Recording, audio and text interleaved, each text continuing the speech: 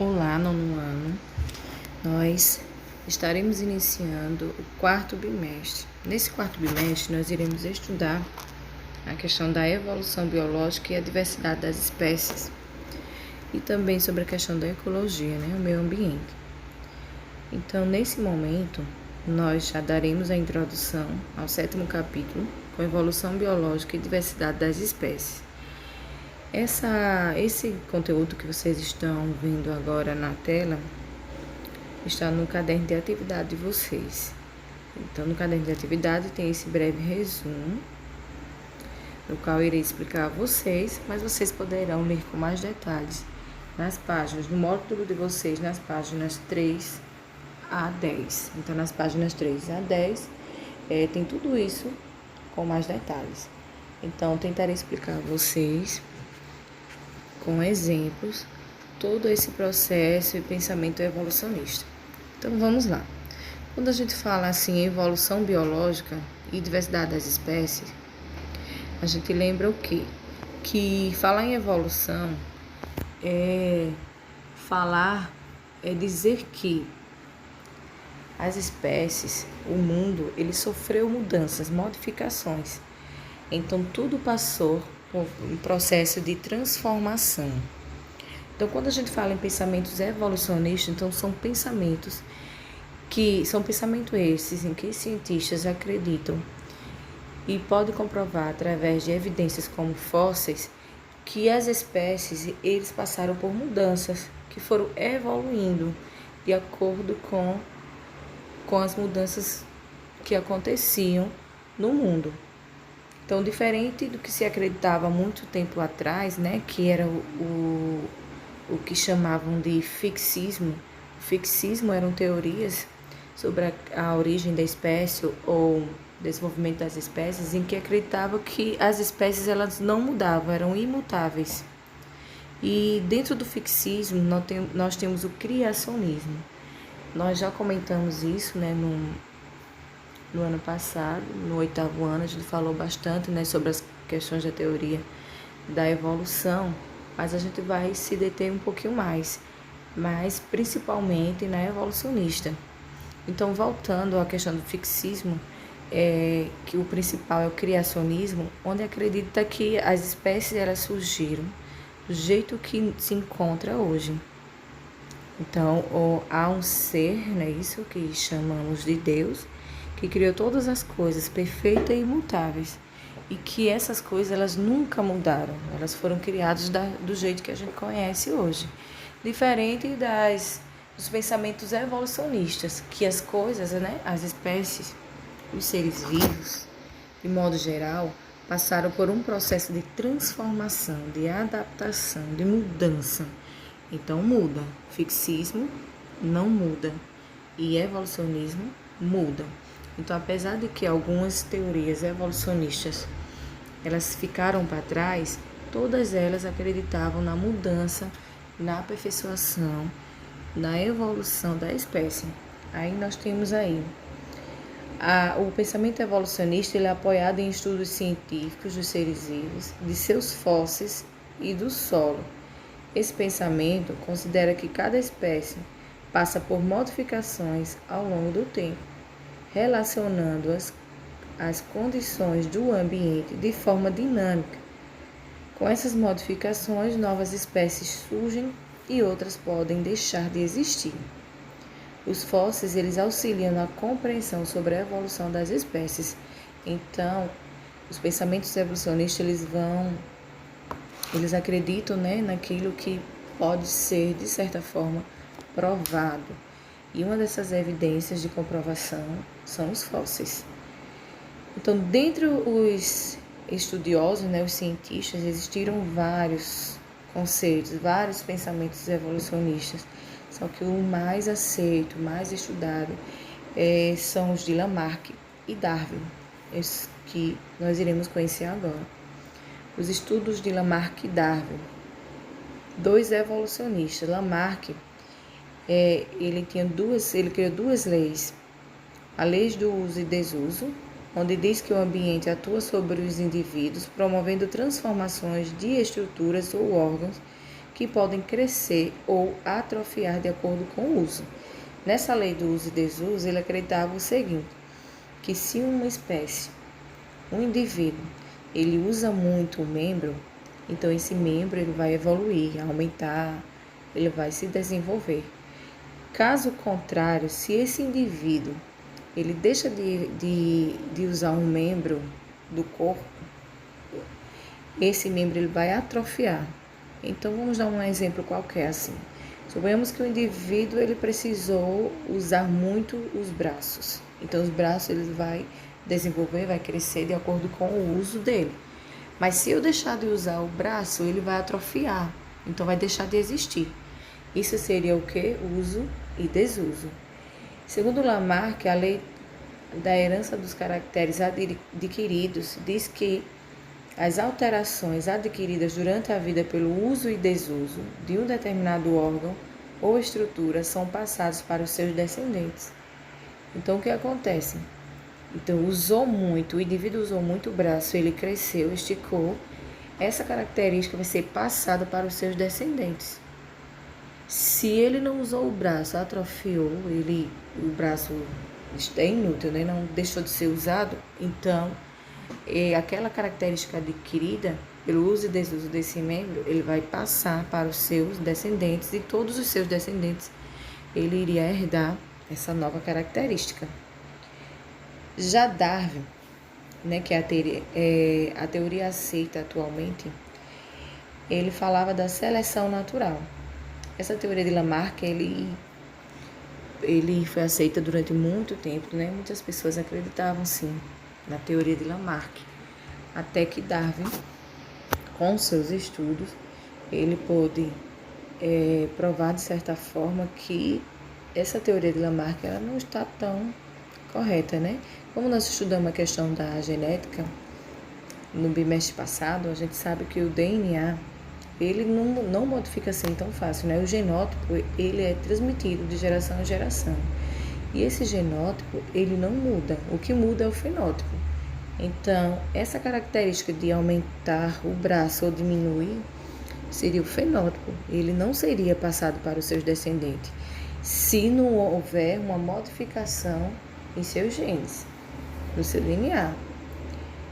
Então, na seleção natural, segundo Darwin, os indivíduos com características mais vantajosas, ou seja, mais bem adaptados ao ambiente, têm mais chances de sobreviver e deixar descendentes. Então, segundo Darwin, o que acontece é que existem vários tipos de espécies de indivíduos, existem espécies de indivíduos com características diferentes e que sobrevivem aqueles que se adaptam àquele ambiente. Então, ele sobrevive, então ele vai deixar os seus descendentes, já que os outros estão ficando para trás.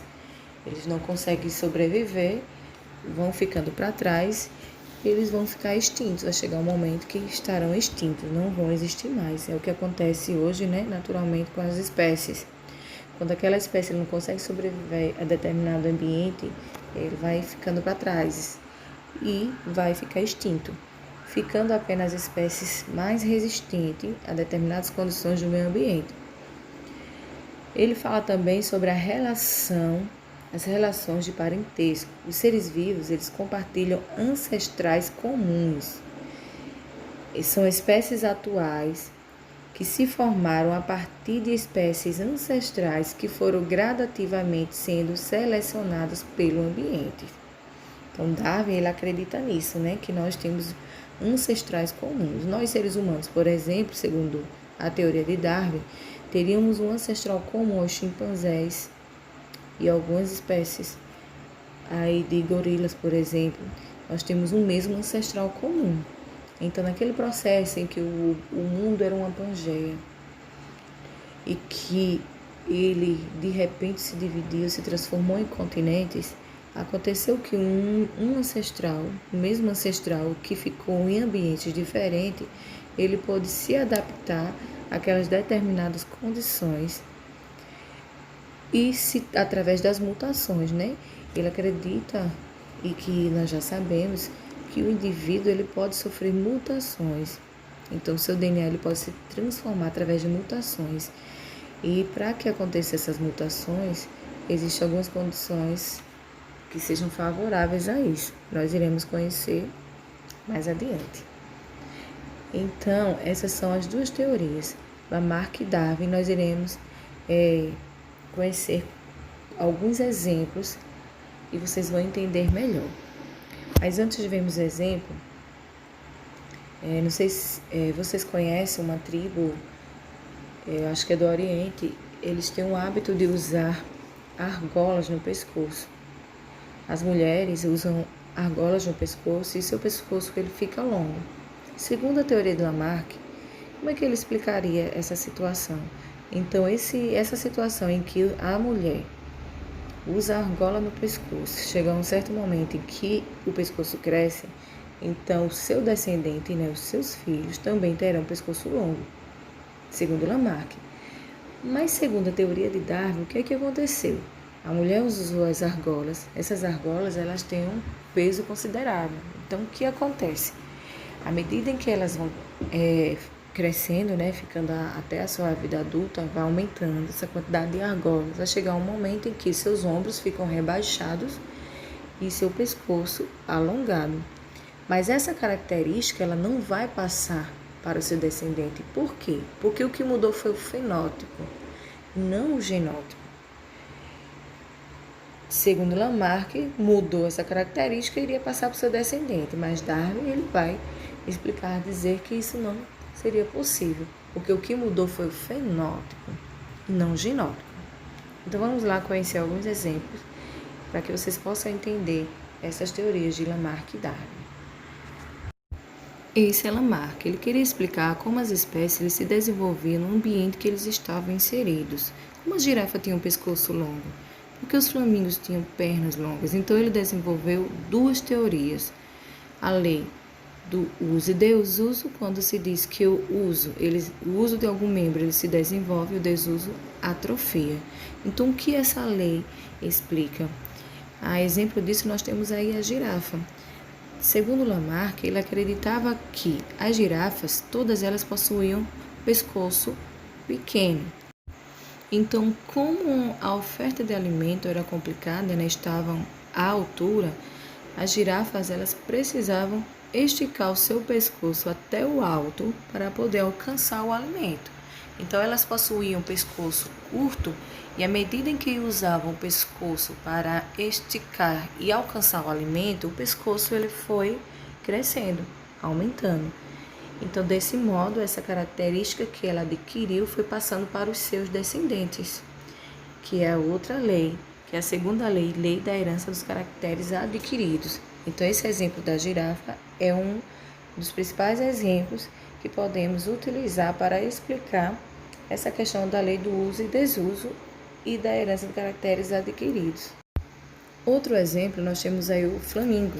Segundo Lamarck, o flamingo tinha perna curta, mas como precisavam comer os peixes na água, então eles precisavam forçar as pernas até que elas ficaram longas. Assim, a água não o cobria e ele poderia se alimentar naturalmente. Esse é Darwin. Ele estabeleceu o princípio em que as espécies nem sempre foi como conhecemos, mas que ele modificou com o tempo. A exemplo, nós temos a traça. A traça, ela tem uma espécie de variedades de cor. Então, a variedade de cor, ele compreende a certa adaptação ao meio ambiente. Então, de acordo com o seu parentesco. Nós temos aí as traças amarelas e a mais escura. Então, veja que a escura, ela se camufla sobre o solo. Então, as amarelas, elas seriam de fácil predação. Então, seria um alimento fácil para os predadores. Dessa forma, as traças escuras, elas iriam gerar mais descendentes e a amarela menos, levando à sua extinção. Então, o que aconteceria? Iriam existir apenas traças escuras, uma vez que as amarelas são de fácil predação e elas iriam gerar descendentes até que essa espécie seja predominante e normal no ambiente que ele se encontra. Então, essa é a seleção natural. Então, houve uma seleção natural de espécies de acordo com o ambiente que ele se encontra. Então, foi assim que aconteceu com essas modificações das espécies. Então, os seus genes, né, sofreram modificações, mutações, até que novas espécies vinham surgindo e elas se adequavam ao ambiente em que eles se encontram. E é assim que acontece até os dias atuais, segundo a lei de Darwin. Então, como é que Darwin explicaria o fato de que as girafas tinham o pescoço curto e, com o passar do uso desse pescoço, ficaria grande? Então, segundo Darwin, isso não seria impossível. Então, segundo a teoria de seleção natural, existiam espécies de girafas de pescoço curto e espécies de pescoço longo. Então, como a oferta de alimento estava favorável às girafas de pescoço longo, as girafas de pescoço curto acabavam morrendo por seleção natural. As girafas de pescoço longo, então, sobreviviam e geravam descendente até que elas, vamos dizer assim, dominaram o ambiente. Então, o ambiente era propício para as girafas de pescoço longo. Hoje não existe mais girafas de pescoço curto porque elas não se adaptaram ao ambiente que estava se modificando.